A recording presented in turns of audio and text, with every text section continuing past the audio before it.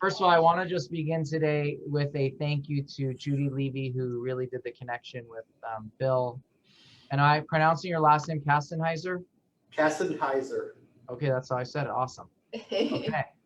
So Judy had seen one of his presentations and had also, as she mentioned earlier, had taken a tour with him and thought this would be really informative and educational for all of us.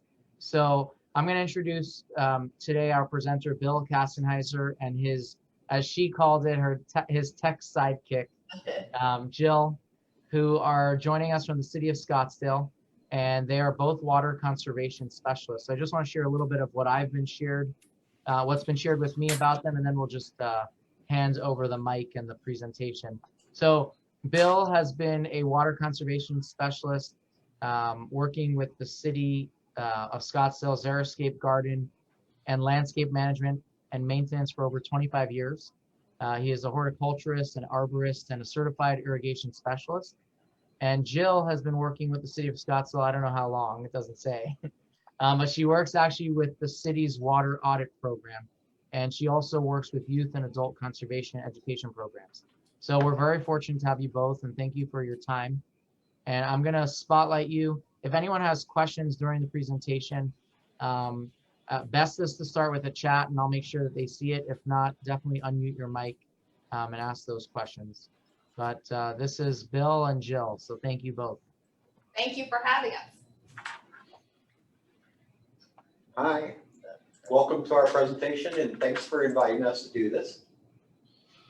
We're going to talk a little bit about a program that we run at the city of Scottsdale called the Outdoor Water Efficiency Checks. Myself, I've been in the horticultural field for a very long time. Most of this stuff is going to say 25 years, but it's actually been longer than that. It's my family's business as I was growing up.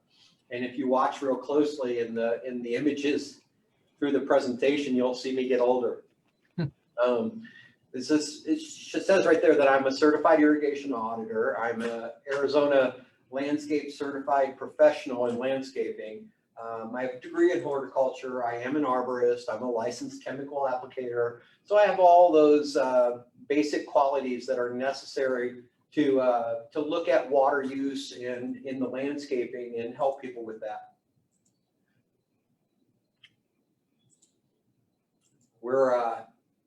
We conduct these appointments for our citizens. If you have a Scottsdale water that comes to your house and you pay your bill to the Scottsdale Water, it's a free program where I come to your house. We used to shake hands. We don't do that anymore. We meet you, we talk to you, we ask about specific issues and problems. You scheduled the appointment for a reason, so we come out and we basically give you an introduction to all the aspects of an irrigation system. And a lot of times our irrigation systems have gotten old and they start to get a little bit dilapidated. And we don't know that, but we try to point out good things and bad things about irrigation systems so that it's easier for you to see bad things. So that's the basic introduction of what we do. We start each appointment at the water meter. We clean the water meter and teach the customer how to take a good look at the water meter and determine if it's using any water.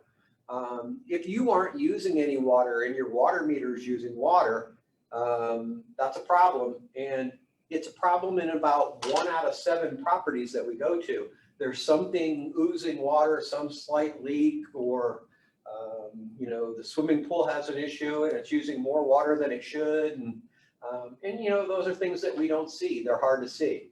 But if your water meter's moving at all and you're not using any water, that's a problem. So we try to determine that is the very first thing that we do.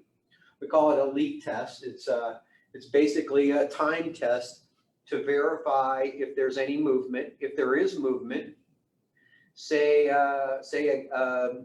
half a gallon of water goes through the water meter in 10 minutes. Well, we would divide 0.5 by the 10 minutes, and we would have 0.05 of a gallon per minute of a leak going on somewhere. And then we would attempt to find where that leak is.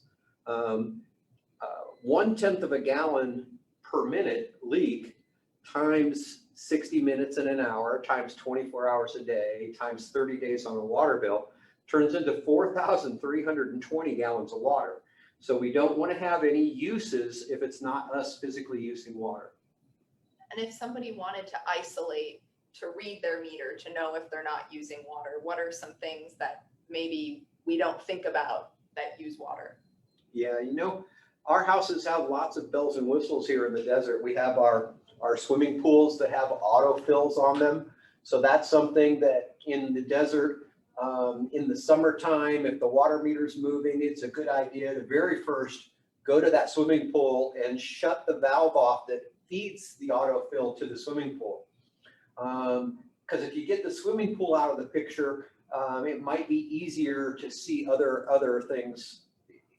Chances are the swimming pool is probably going to be using water if the sun is up because evaporation's occurring, and that's what they're doing is they're replacing the evaporation of water on your pool surface.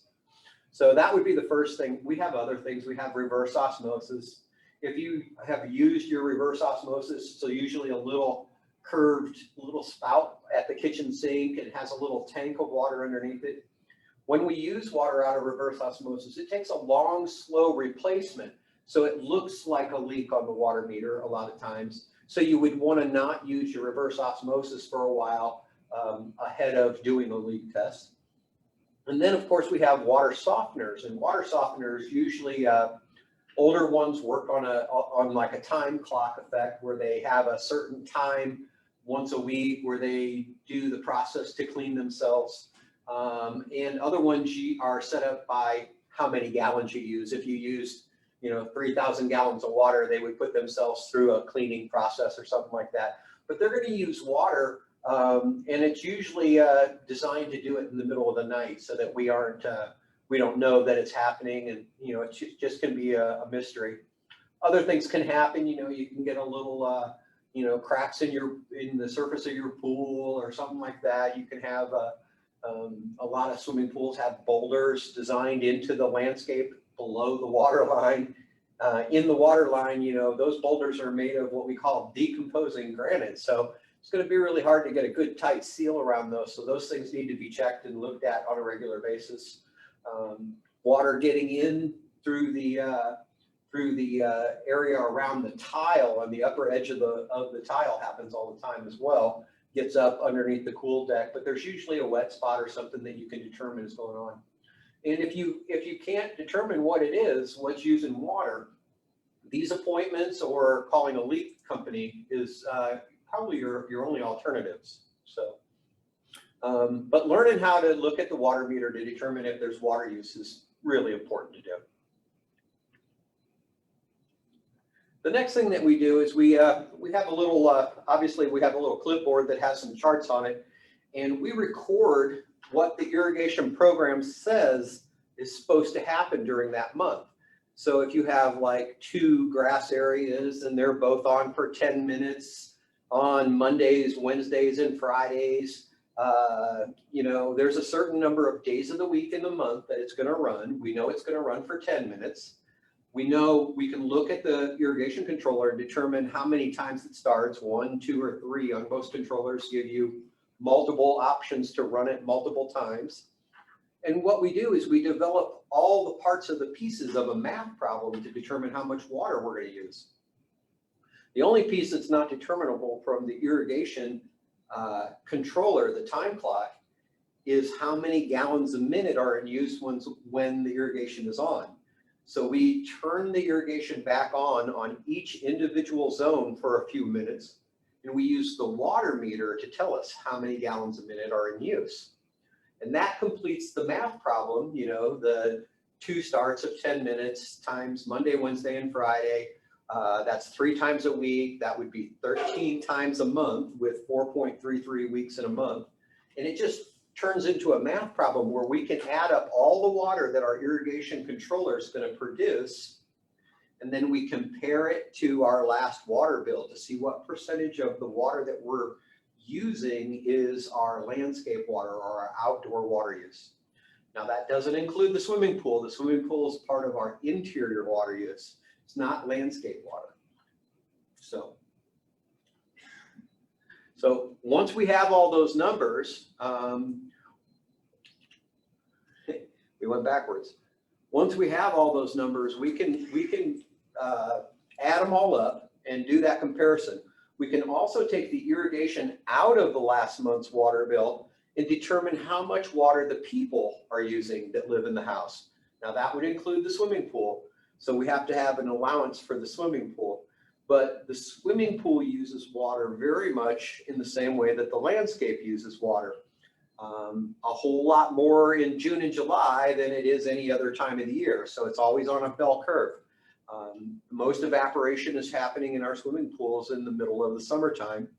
And it can be as much as 9/10 of a foot for the month, where it might be 2/10 of a foot in the Januarys and Decembers. So yeah, it's quite a changing scale of evaporation for our swimming pools.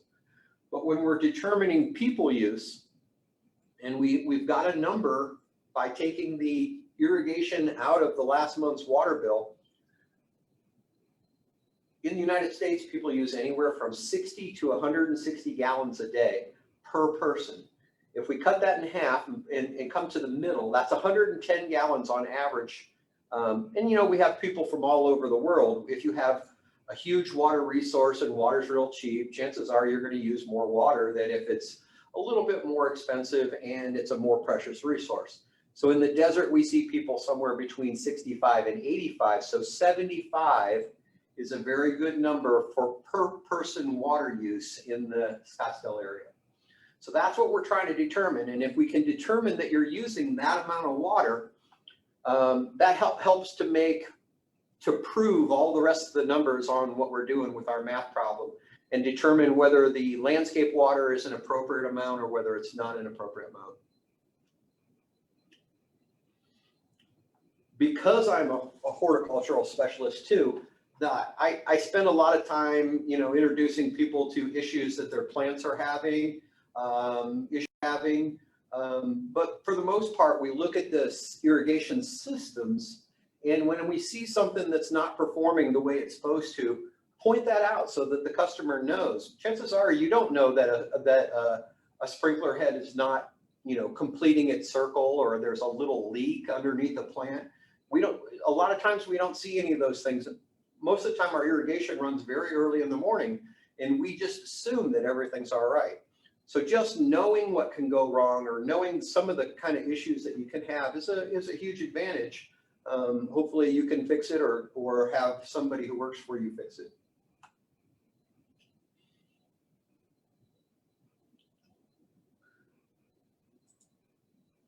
So there are, you know, standards for how we would want this to look. And the picture in the upper right-hand corner shows a sprinkler nozzle that is putting a lot of water out in one stream and then missing a couple of areas. We call that fingering. The nozzle has some debris in it. It is, you know, is not going to water the grass efficiently. The secret to watering your turf or grasses is a uniform coating of water over the surface area for a prescribed amount of time. And obviously some of that area is getting water and some of it's not. And so that's going to be very difficult to have a decent looking lawn when that's happening. The picture down in the bottom corner is a sprinkler head that is not installed to the right grade. It's down in a hole. And when it pops up after a certain amount of time, the water level gets up over top of the sprinkler nozzle, and then the water is not broadcasting out after that point in time. And so the area in front of that sprinkler head is not going to get the appropriate amount of water, while the area around the sprinkler head is going to get tons of water. So yeah, that's a problem as well. So just knowing these kind of deficiencies is a huge advantage to the customer to see it. Another problem with our sprinklers is water that ends up happening outside of the turf area. If you can look at your turf area after an irrigation episode and you look at it and say it's 500 square feet of grass, a small grass area, and you're looking around the perimeter and there's 25% of the water that's outside of the grass area, just think if you could keep that 25% in the grass area, how much less water you would use. So the adjustment of those sprinkler heads and making sure that the water is aimed correctly is very, very important to your efficiency.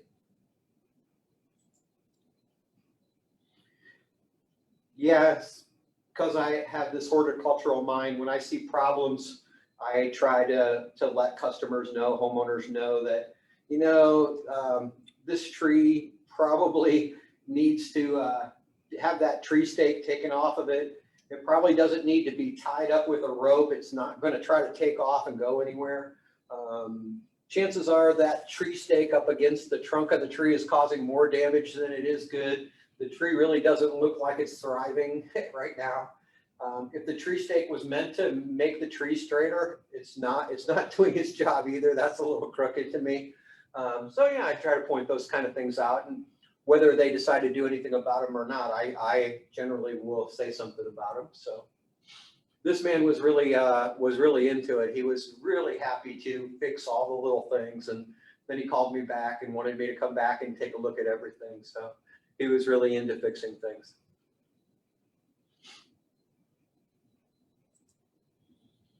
So when it's all said and done, we give a little report. The report has all kinds of little details on it about the deficiencies that we saw, ideas for incorporating different ideas into your sprinkler system to fix it. You know, whether you need to move your drip tubing out around the plant. We have separate action items for sprinkler systems and drip systems, bubbler systems. You know, we have certain tips that coincide with one of the brochures that we developed that talks about how often and how long to run things. So the things that we think you're particularly deficient in, we try to identify those so that you pay special attention to those kind of things. And if you know all these things can be a problem, you're way further ahead than if you don't know they can be a problem. So that's what the basic tips are for taking care of the items that we find as deficiencies. We, as a city, in all the cities in the valley, we represent a bunch of brochures. We have a xeriscaping guide. We have our watering guide, which is the landscape watering by the numbers guide, which is the one that we give out when we do an audit. It talks about how much water plants need and how often they need it, and how the delivery systems work, and where the water should be applied to the ground, and at what time of day is the best time to water. All those little details are things that people ask questions all the time, and they'll get a specific answer from, say, somebody at the nursery or something like that. A specific answer for that time of year at that time, which isn't, you know, as good as if they had something that takes them through the whole year, where they can, you know, anytime they want to pull up some information and take a look at it, it's appropriate for that time of year. We also have our plants brochure and, you know, guides to taking care of your lawn. And what a lot of people are currently doing is revitalization of their landscapes. A lot of our rebate programs, we're doing turf removal rebate programs where people are taking out their grass and putting in xeriscapes, low water use landscapes. Grass requires about 3 times the amount of water as if you had a xeriscape of the same amount of area covered with low water use plants. So you can save a considerable amount of water and still have an attractive environment by using the low water use plants. So those are just some of the brochures that we distribute and give away.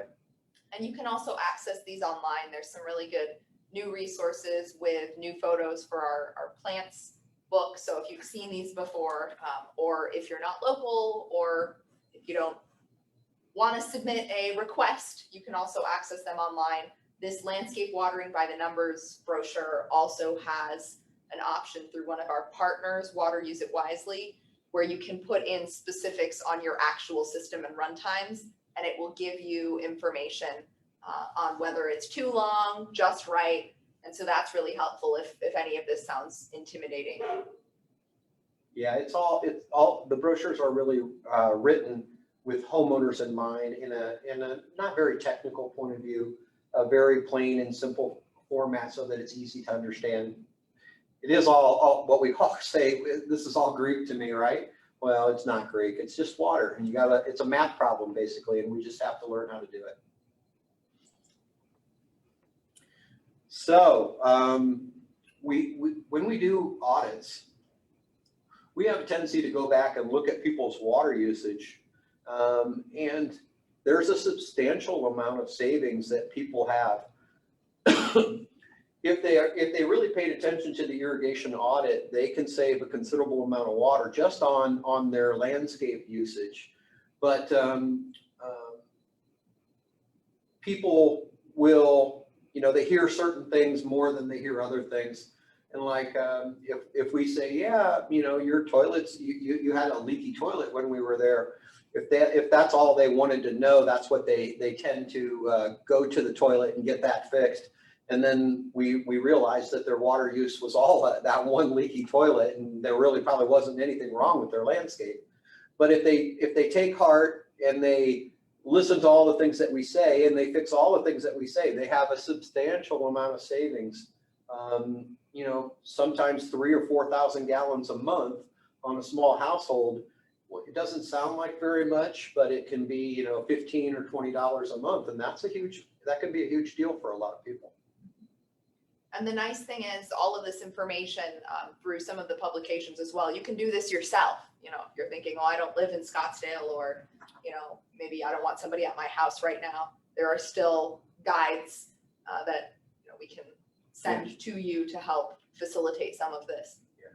It's not very hard when you're looking at the water meter and determining how much water is going through a water meter. What we do is we just use a 30-second timing. Once that irrigation's been on for a minute or two, if you time it for 30 seconds and it uses 5 gallons in 30 seconds, it's using 10 gallons a minute. It's that simple. So you just time it for 30 seconds, whatever it used, times 2 gallons per minute. And then record that in your math program for whatever your program said it was going to use. And you can figure out exactly what your landscape usage is. People who have grass and xeriscape use completely different amounts of water, and people who have grass, as much as 70–75% of their water is being used outdoors at their homes. And when we change that and we're not using watering turf at our homes, we probably have somewhere around 35–40% of our water being our landscape water. So that's a substantial reduction in how much water we're using. Newer landscapes have to be babied more. The brochures that we provide talk about watering mature existing landscapes, but there's also a page in there that talks about how to wean a landscape off of water. You have to slowly increase the time and decrease how often you do it. The beauty of learning more about your irrigation and controlling your irrigation controller is that it's very easy to make adjustments. The amount of water that your landscape wants is the same amount all year round.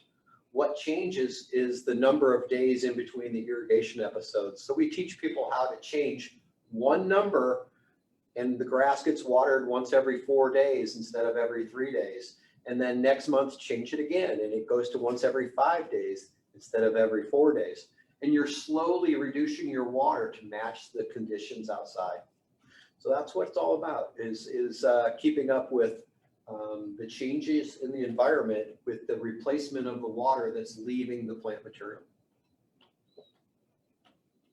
So there's our number. If you are a Scottsdale resident, feel free to contact us and schedule an outdoor water efficiency check.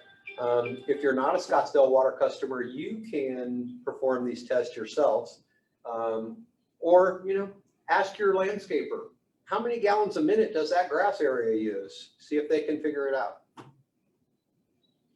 If anybody has any questions, we would love to take them. Yeah, first of all, thank you very much, because I live in Phoenix, but I'm going to find out if Phoenix does this, because I have grass, trees, everything. I'm going to try to figure out myself. I have questions for you though, and I'm sure others as well. Do you recommend, because of all the changes that have happened with technology, that people upgrade their sprinkler timers to like the newer Wi-Fi ones, or not necessarily. I'm going to also take off that sharing the PowerPoint if you don't mind. Yes. No, it's a good choice to put on a smart controller, but a smart controller doesn't, you know, check for leaks. You have to combine it with other pieces of equipment to get input on your water use. And, you know, there's a lot of different technologies that you can add right now to your water meter to get information on your cell phone or get information inside your house about how much water you're using at different times. And some of those combined with a smart controller is a very effective measure. If someone is technologically savvy and wants to go that route, that's a very good route to go. My irrigation's on a smart controller. Is that because of the rain part or because of other reasons? Well, it's ease of monitoring. You know, I'm not getting any younger, so I like to look at my cell phone and see how my irrigation's going versus go out and spread those bushes apart and find the irrigation controller and open it up and get in there and make an adjustment. So yeah, it's easier. I know someone's giving you feedback over here. I'm just going to read a question from the chat. So Henny's saying she belongs to an HOA. Sprinklers come on without her knowing. Could she still use your service, or does she have to go through the board to question water usage? Henny, maybe you want to clarify, is that on your personal property or for the main area of the landscaping? Well, my personal property has sprinklers, yes, within the ground. But you don't have a timer. Correct. It just goes on at will, sometimes even during the rain. Yeah. No, we don't do this commercially. We don't do it on commercial properties. It's more of a residential service. No, I have a residential service within an HOA. Mm-hmm. That's what I'm asking. Yeah. Is it your water or is it the HOA's water? I pay my own individual water bill monthly. But is the landscape water the HOA's off of the HOA's water meter, or is it off of yours, or do you know? I do believe I have my own water meter. Okay. If it's your water that's in use, yeah, you can have it analyzed. But if it's the HOA's main line, then it's a commercial facility, and they should be paying an auditor to come in to look at it. Okay. So Henny, do you understand? He's saying basically your irrigation might not be through your meter. That might be through the HOA's. Yeah, a lot of HOAs have a main line. They have their own meters and backflow preventers, and they take care of their own systems. All right, thank you. Okay. Anybody else have questions? I would like to just chime in. I had a problem where the water bill was $80 to $120 a month just for the water. And I had left it up to the gardener to do the sprinkler. It was a manual sprinkler. When I found out that his sprinkler has the timer on for an hour in the front and an hour in the back, I figured that's enough. I changed to a Wi-Fi controller and followed the instructions and recommendations from the controller, which dropped it down to 30 minutes.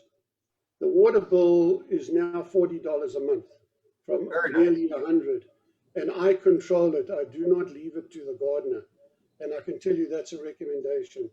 The Wi-Fi controllers are a godsend. We like to hear those stories. The guy who's adjusting it, if he doesn't pay the water bill, I'm not so sure he's the guy who should be adjusting it. Correct. Yes.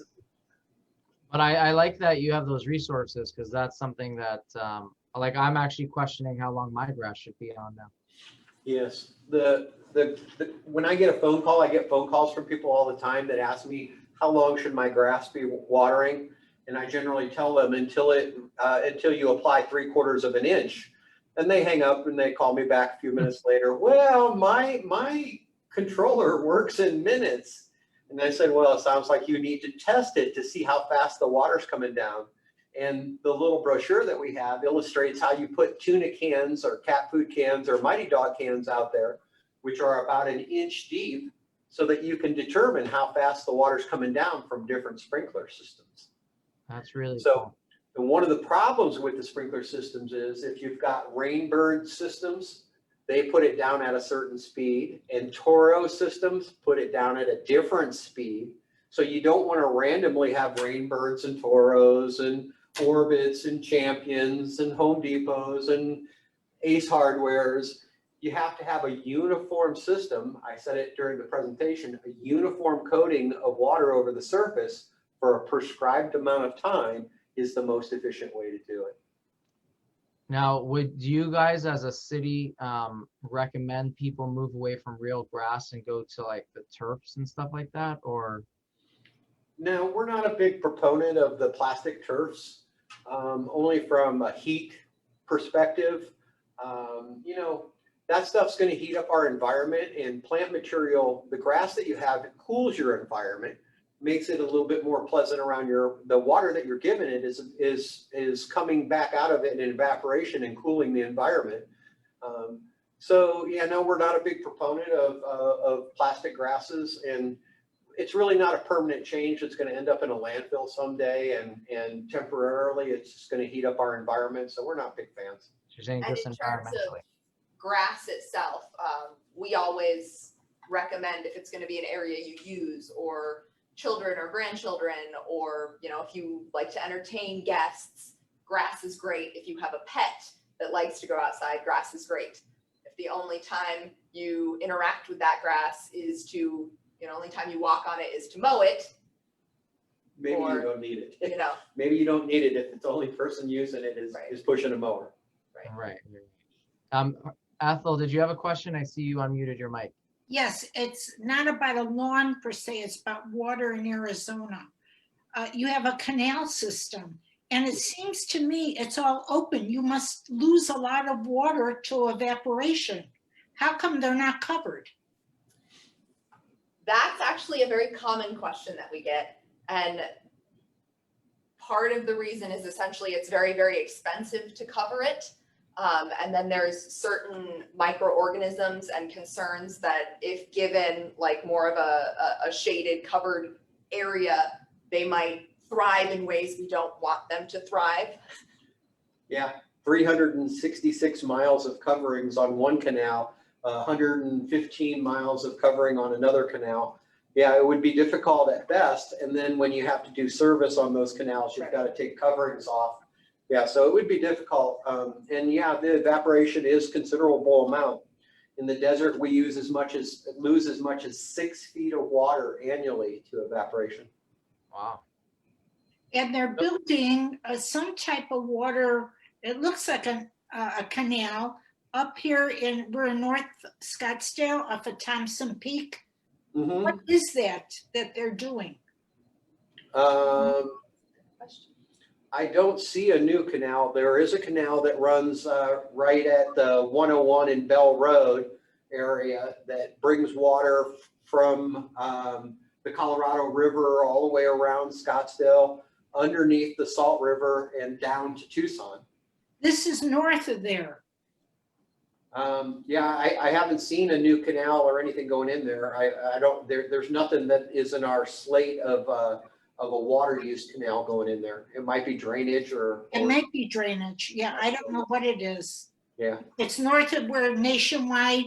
That new Nationwide building, yeah. It's Yeah. probably a deep channel to carry drainage away from the property, yeah.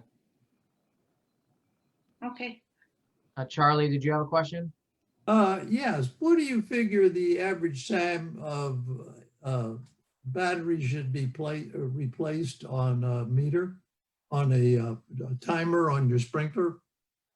It all depends on the irrigation controller. A lot of the new rain dial controllers that have a blue face, they only need a backup battery to make sure that the time of day is accurate for a power outage. They have non-volatile memory, those newer blue-faced controllers, so they don't lose any program information if the power goes out. They just lose the time of day. So if your irrigation's ever coming on and it's not coming on when it's really supposed to, you might need to change your battery to get the time of day set back to right.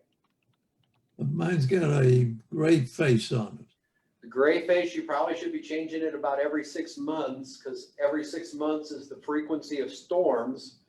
We have our winter storms and our summer storms, and chances are you're going to have a power outage here or there, and it's going to use the battery life up. Okay, thank you. You're welcome. And I see, Judy, did you have a question? Yeah, I did have a question. Walking in the neighborhood recently, I saw that there were some plants being thrown out, and they were native plants that died. There was one cactus, a tall saguaro, and just some other miscellaneous succulents and things, a barrel cactus too. And I wondered what you thought that was from. Was it from the monsoon? Was it from people watering too much? Was it just from the excessive heat? Well, it has been extremely hot, and we haven't got our normal amounts of rain. But I would presume that some of those plants didn't look as good as people wanted them to because of how hot it was. A lot of cactus and succulents are getting sunburn really bad right now from all this excessive solar heat, rain. Not enough rain. We just didn't get enough rain yet. So watering is a way that they can kill cactus and succulents. They definitely don't want to be watered too much, but as hot as it is, I doubt it was water that killed them. So are you saying that it could be properly watered and still get, like you said, sunburns and sort of die? Yeah, most definitely. The different sides of our plant are some of them, the north side is nowhere near as tough as the south side. The southwest sides of our plants are tougher. But even in these conditions, you know, when you're in the 110s, 111, 112, 114, that's tough on them. I don't know if anybody remembers the really bad freezes that we had maybe 8 or 10 years ago. Well, what we had freezes that lasted really long during the early morning hours for multiple days in a row. Those are things that plants aren't used to. They're used to a certain amount of 100-degree days. They're used to cooling off at night. The desert's supposed to cool off at night, but it didn't do much of that this year, did it? Way too many 90-degree nights and 110 plus days, way more than we normally get. And that's even affecting cactus and succulents, yes. Wow. One of my real spiky, sharp succulents, I was noticing it was really getting burnt on the tips. And what I did is I just put a white sheet over it and watered it a little bit through there. And they seem to have survived to this point. Yeah, you got to be careful though, because if you pull that off and it's still real hot, you might make it even more sensitive to the heat. A lot of times, a lot of times, people wear those belts to help them do lifting. Well, then the very first time they don't wear their belt to lift something, then they hurt themselves. So yeah, so covering a plant might make it more sensitive that when it does get uncovered, you might have some problems. Okay. If it's a real important plant to you, cover it. So what's the solution? The solution is making sure that your plants are getting enough water, the right plant in the right place. If we plant plants where they're going to have a difficult time, it's a very common thing that people will plant like pittosporums around their house. Well, pittosporums do great in the wintertime. They're not going to do very good in the summertime. They're going to have all kinds of issues. So a lot of plants are like that. And, the way the sun moves from low on the horizon up like this at different times of the year, we can get sun in places that we don't get it all the time. And so all of a sudden, a plant that's been in the shade for a very long time might start seeing some sunlight, and it's just not tough enough to do that in a lot of situations, especially when it's nasty like it's been. So cactus, sir, for a cactus, do you suggest, which is obviously a desert plant, you actually suggest covering them at certain points in the summer? No, most of them are pretty durable, but I know that a lot of transplanted plants that were used in landscaping that weren't natives, have had sunburn on them this year. Okay. And that might be an effect to how we take care of them and how we water them and how we place them in the landscape. You know, they're probably not at their optimal Depth. Okay, cool. Any other questions? Ethel, did you have another question or just, No, thanks. all right. I If have a anyone, question. sure, go ahead.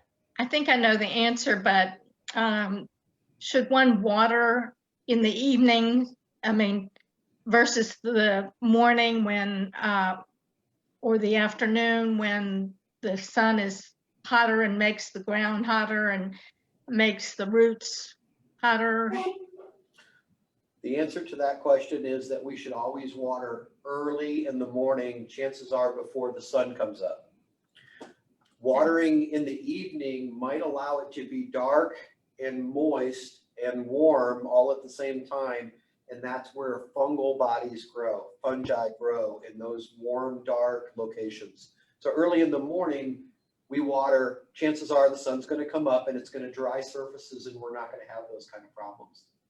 We don't have them a lot because we're dry. We're a very dry environment, but there are opportunities at different times of the year. And the monsoon is definitely one of them where the humidity and the dew point go up that fungi can grow here. So it's best to do it before sunrise? Early in the morning before sunrise, not late at night.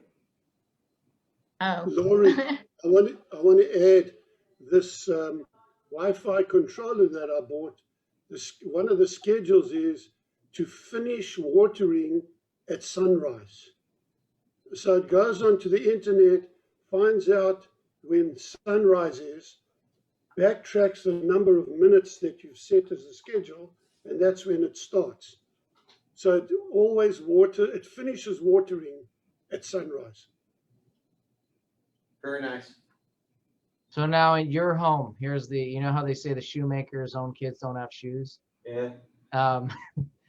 How does your My wife landscape, says that.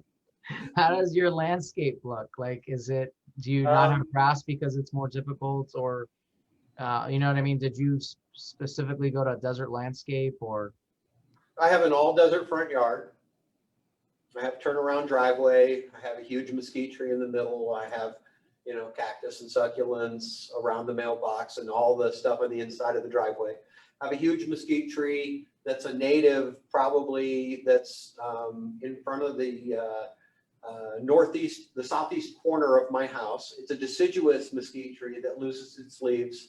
It's the perfect location for a deciduous tree because in the wintertime, when it doesn't have any leaves on it, when the sun comes up, it immediately warms my house.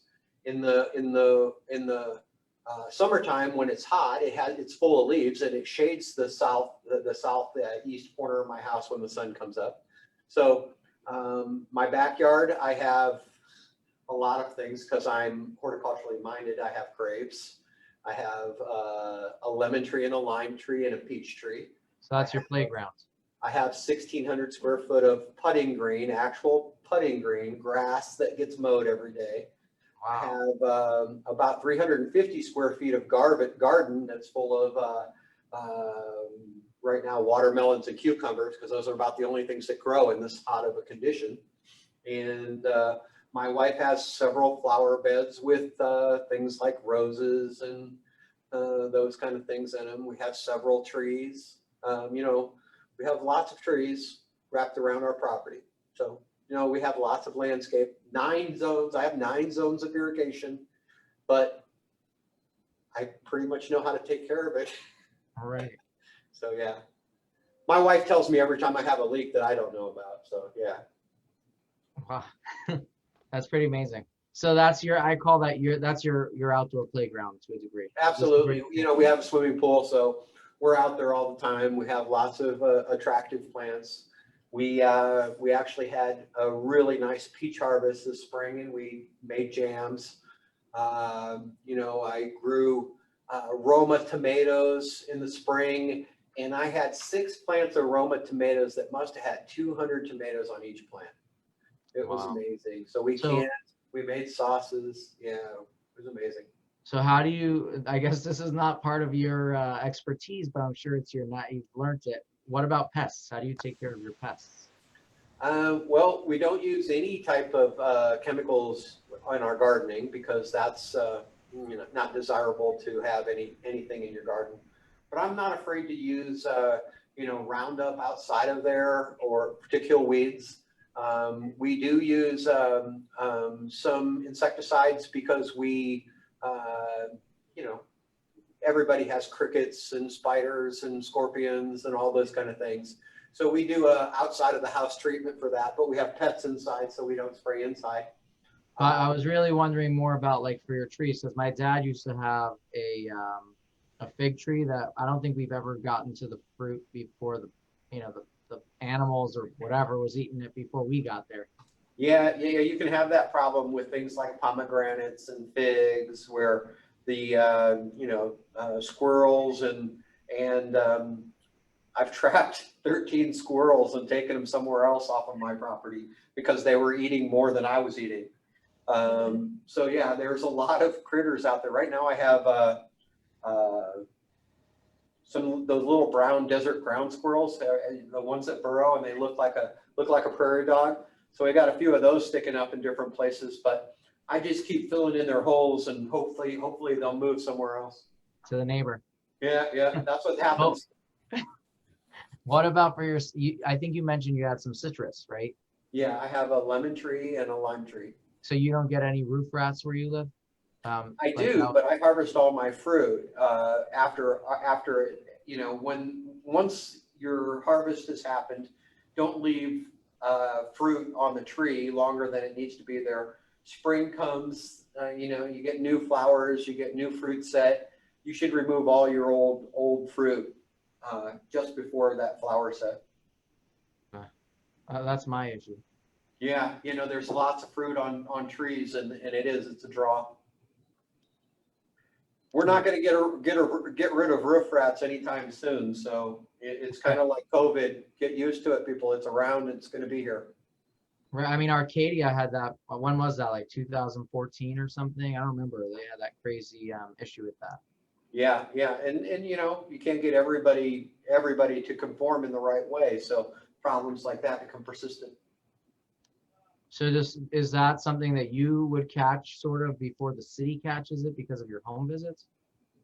I don't understand. What do you ask? Well, like Arcadia had that, they had so many citrus trees that neighbor after neighbor after neighbor was having a roof rat issue. Mm-hmm. I thought like as a neighborhood they had to sort of, I don't know what. Together, yeah. Right. So in Scottsdale, has that ever been an issue? What do you do?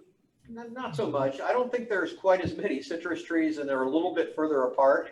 But we have all the way up to Desert Mountain. We have roof rats, so they're well distributed over all the area. We're not going to get rid of them. They're here. Right. Okay. All right. Anyone have any other questions before we? I have one. I just want to mention something. I'm in the Northeast. I'm in Woodstock, New York. So winter in Arizona. Bill, this is the one who you were going to do the New York accent for. Yes. Right, exactly. I use a product for it's deer and rabbit repellent. It's called Liquid Fence. If there's a product like that in Arizona or not, and it does work. Yeah. They sell Liquid Fence here if you wanted to buy it. I don't know if it keeps off other animals or not, but I know it works on deers and rabbits. Yeah, it does, and the only problem is that our environment's so harsh here that it evaporates and it goes away, and if it rains, it washes off, and it would need to be reapplied. The thing is, they say if you use it every 3 weeks and you keep using it, the animals tend to know not to come near the stuff. Yeah. And every once in a while, I've missed, and I have a peony that was doing great, and after it flowered and all, because I was spraying it, now it's gotten chewed up because I forgot to spray it. Yeah. Oh no. And we've had quite a bit of rain on top of that. So yeah, and that rain washes those kind of things away, and then you got to reapply even sooner. The other thing, I was trying natural, and somebody suggested, I read about using vinegar, salt, and water. Right. And I used that, and it killed some of the weeds, but it didn't kill all of them. Yeah. It seems to be, it decides what it wants to kill. So you're still left with other stuff that you end up having to get something commercial, which I'm not thrilled about, but I may have to do it. Yeah, you might just want to try some boiling water on some of those tougher things. Yeah. That's interesting. My understanding is that boiling water kills just Well, about I've got 2.5 acres. Well, you don't want to do it over that big of an area. He's gonna need a crop duster or something. Phyllis, did you have a question? Yes. We live in Prescott, but we have a home in Scottsdale. Mhm. Do you recommend companies that do the smart controller drip systems? No, what we recommend is that you use a service called smartscape.org. There's Okay. smartscape.org. There's as a city, if I paid to educate landscapers, they would just go to another city and work on me. So it's not a good use of my resources. So I contribute money to a program that's a Maricopa County program that trains landscapers to be more professional and to learn the things that they really need to know. And when you're searching for somebody to do something in the landscape industry, you should look at landscape.org and pick from people that have at least spent the time to get themselves more educated. Okay, thank you very much. You're welcome. And Smartscape right now has, we're working on a database of certified landscapers so that you can actually see their service areas. Right now it's a little bit sparse, but we are hoping as more landscapers pass through the program and as we have additional kind of engagement through this new online portal that will have, you know, you can actually search, I'm looking for Scottsdale, I'm looking for Phoenix, I'm looking for, you know, West Valley. I'm looking for a landscape designer or an Right. irrigation guy or a landscape maintenance guy. Yeah, so we'll be able to detail it and help you a lot better as that gets more progressive. And The what smart- site is that? I put it in the chat. Smartscape.org. Yes. Is that a local, like Arizona thing, or is that national? Maricopa County Extension Agent runs it. Okay, so landscape.org seems like it's national. Is that national? No, it's Arizona. Both of those are. Okay, cool. And then what's the landscape.org for? Landscape, no, it's smartscape.org. Oh, I thought landscape.org was another one. Oh, I don't know about that. Oh, I thought I heard that. Not So- something that I contribute to. Okay, Oh. okay. I thought I heard you say that while you were in addition to Smartscape. Okay. Yeah. Rhoda, did you have a question? No, so it's a couple of comments. I found a killer for bugs, ants, and roaches that are safe for animals, for pets. I use it outside because I feed cats out there, and I used to have hundreds of ants in the food bowls. So this is called Zevo, Z-E-V-O, and it works fairly well. Also, a mixture of apple cider vinegar and water helps, where it won't hurt the cats that would lick their paws and catch a poison. Mm. And the other thing is that my daughter has had critters in her attic, which they thought might be roof rats, but there are no citrus fruit trees anywhere in her whole development. And the guy that came out said they have spread well beyond the citrus now. They're just looking to get out of the heat. They're looking for shelter, whatever. But they are not only, I know Arcadia was bad last year. They're not only there, they're everywhere now. Those might not be roof rats. Those might be attic rats. They thought, the guy that came out said they were probably roof rats. Yeah. Because she called somebody to come. I was joking. They, okay, sorry about that. But anyway, but I do use those non-toxic products because I Yeah. really don't want to hurt my outside cats. Absolutely. All right. This was a great, informative presentation. Thank you so much. Thank I you have- for having us. I have another question. Bill, would you be the one that would come out? Yes, it would be me. Okay, okay, great. Do you want to put that number? I could put it into the chat again. Yes. 480. 312 Okay. 5650. All right. Does the city of Phoenix offer the water efficiency check? I don't think there's anybody in Phoenix that does it. There are other cities in the valley that do it, but Phoenix is a little bit bigger. They would probably need about 10 people. Bill, do you do this on the side for people? I have done it on the side outside of the city. Jack, maybe he'll like you. Thank you. I can vouch for him, for Jack. Yes. He's a good guy. All right, we're making progress here. All right, well, thank you both so much. And thank you, Judy, for connecting us with Bill and Jill. Thank you. We appreciate it. Thanks.